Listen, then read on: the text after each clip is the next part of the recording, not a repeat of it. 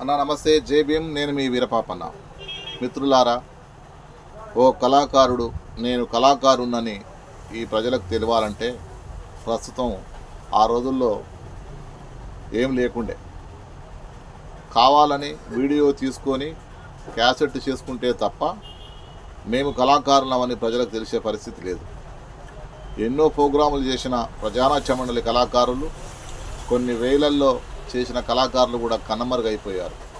కానీ cell phone వచ్చిన తర్వాత, స్మార్ట్ ఫోన్ వచ్చినాక మామూలుగా పాడే కళాకారుడు కూడా చాలా పెద్ద స్థాయిలో గుర్తింపబడ్డాడు.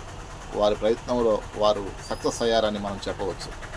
అందుకని ప్రతి కళాకారుడికి నేను చెప్పేది ఏంటంటే, మీ చేతిలో స్మార్ట్ ఫోన్ ఉంటుంది కాబట్టి మీకు వచ్చిన ఆటను పాటను ఖచ్చితంగా అందులో చిత్రీకరించి ప్రజలకు తెలిసే విధంగా మీరే ఒక యూట్యూబ్ లాంటిది క్రియేట్ చేసుకొని ఫేస్బుక్ ద్వారా, యూట్యూబ్ ద్వారా, వాట్సాప్ ద్వారా, ట్విట్టర్ ద్వారా ఇంకా చాలా రకాలుగా మనం పంపించవచ్చు. ఆ రకంగా పంపి ప్రచారంలోకి రండి. ఎందుకు అంటే, మీరు ప్రచారం మీరు చేసుకోలేకపోతే మీ గురించి మరొకరు ఎవరు చెప్పరు.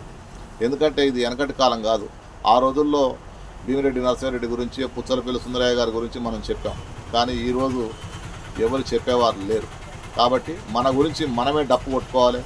మన గురించి మనమే ప్రపంచానికి తెలిసే విధంగా చెప్పుకోవాల్సిన అవసరం, సమయం ఆసన్నమైంది. కాబట్టి నిద్రపోయి ఉండకుండా ఇప్పటికైనా మేల్కొని ఏదైనా యూట్యూబ్ ఛానల్లో వారిని పిలిపించుకొని వారితో మీ ఇంటర్వ్యూ ఇప్పించి మీకు వచ్చిన ఆటను పాటను, మీరు గతంలో ఏం పని చేశారు, ప్రభుత్వానికి ఎంత సేవ చేశారు, ఈ ప్రజలకు మీ వల్ల ఏం జరిగింది అనే విషయాన్ని మీరు కనుక తెలియపరచకపోతే మనం కనుమరుగయ్యే పరిస్థితి ఉంది.